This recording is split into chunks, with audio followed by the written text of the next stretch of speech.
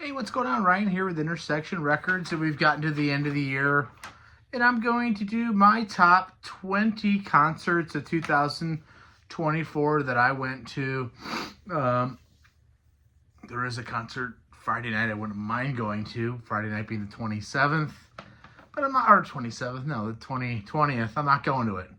King Buffalo at Off-Broadway. It's been a great concert year. It's been a very proggy year for me. There's been some great guitar players, some bass players, some legends. There's some things that I've left off of here, but we're going to do my top 20. Starting with number 20 with Dead & Company at the Sphere on June 14th, Las Vegas. By the way, all these concerts that I saw were great concerts. Just because it's at 20 doesn't mean it wasn't a special night with my buddies. We had a great time in Vegas. We saw a great show.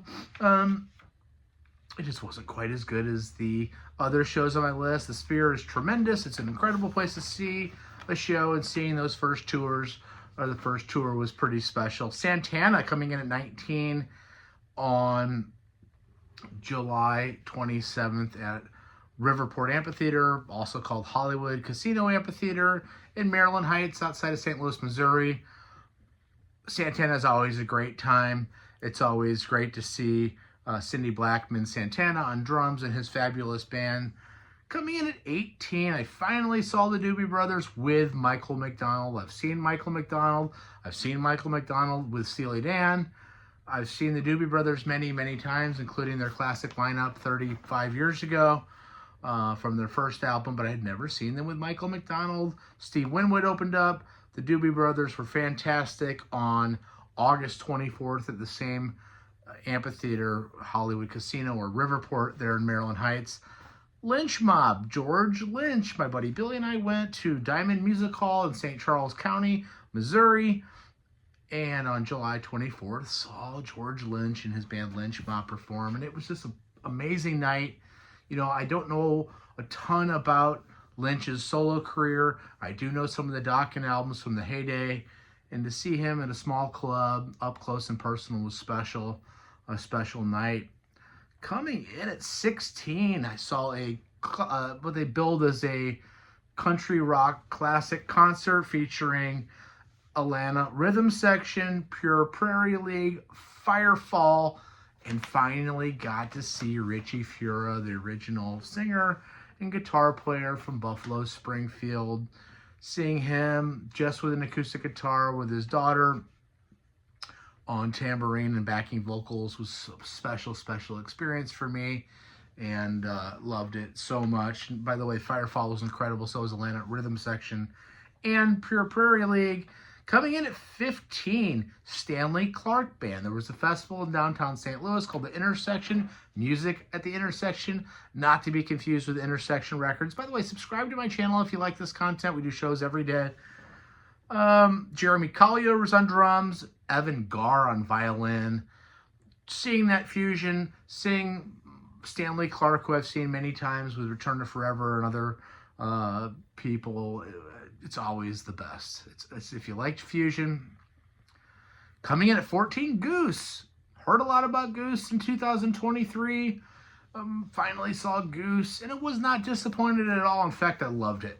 Didn't really know all the music, but very much enjoyed the evening at the Factory there on June 4th. Marcus King. Coming in at 13, Marcus King is from South Carolina. He's about a 30-year-old guitar player. He may not even be that.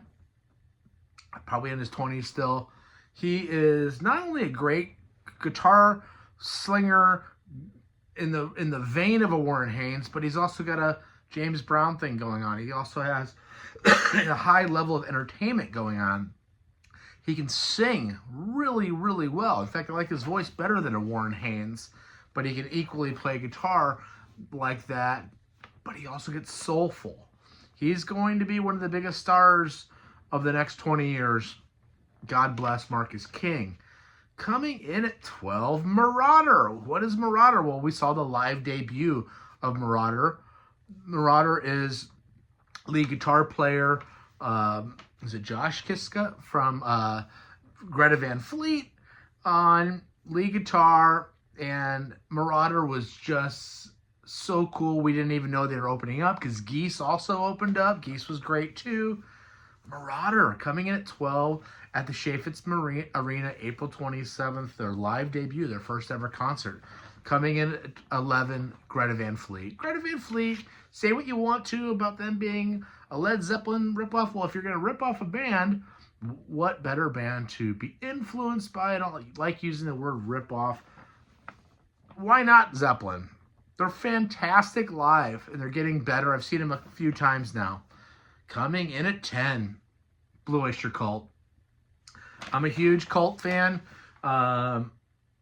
Richie Castellano has reinvigorated that band on second guitar along with Eric Bloom and Buck Dharma. Buck Dharma's guitar playing is just unbelievable still. They are a force of nature.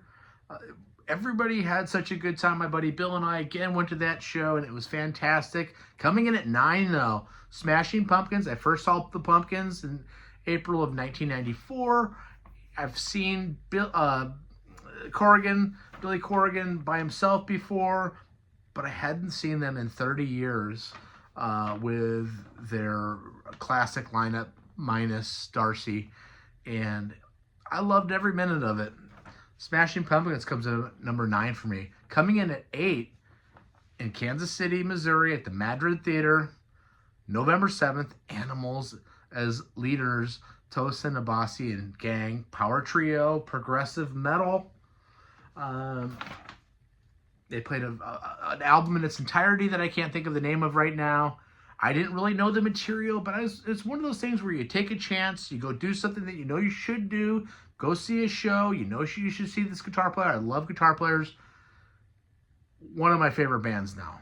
Certainly one of the best shows of the year. Coming in at 8, Animals as leaders. Coming at 7, King Gizzard and the Lizard Wizard at the Factory, Chesterfield, Missouri, September 5th. You know, they're a genre-jumping band anywhere from pop to classical to metal to punk to jam band to everything that they do. They give you a little bit of everything. The crowd is just so into it and into them. King Gizzard and the Lizard Wizard. Gonna see him next summer in Chicago. Billy Strings coming in at 6. What with my buddy Jeremy to Indianapolis, the Gainesbridge Fieldhouse where the Indiana Pacers play on the 10th of October to see Billy Strings. First of 2 nights. We just saw the first night. It was fantastic. No drummer, just straight bluegrass.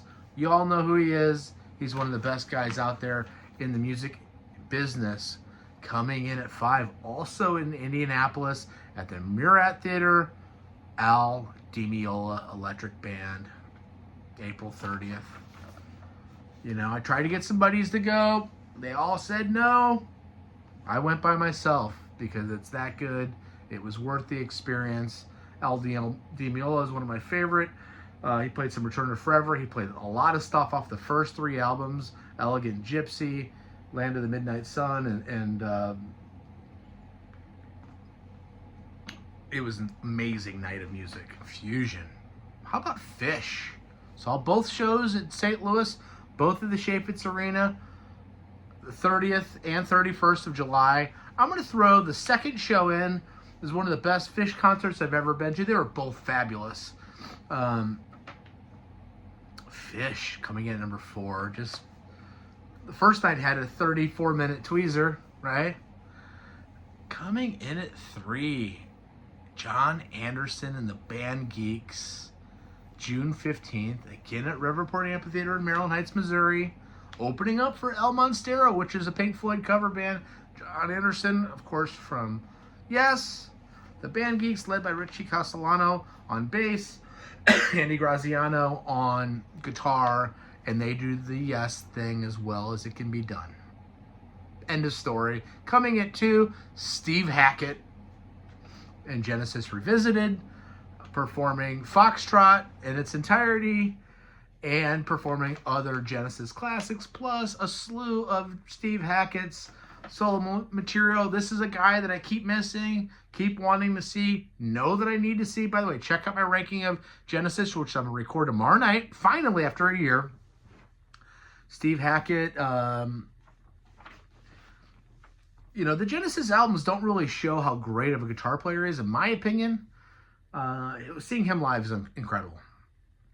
That's number 2. Coming in at 1, Beat, Adrian Blue, Tony Levin, Danny Carey, and Steve Vai, performing the music of 80s King Crimson.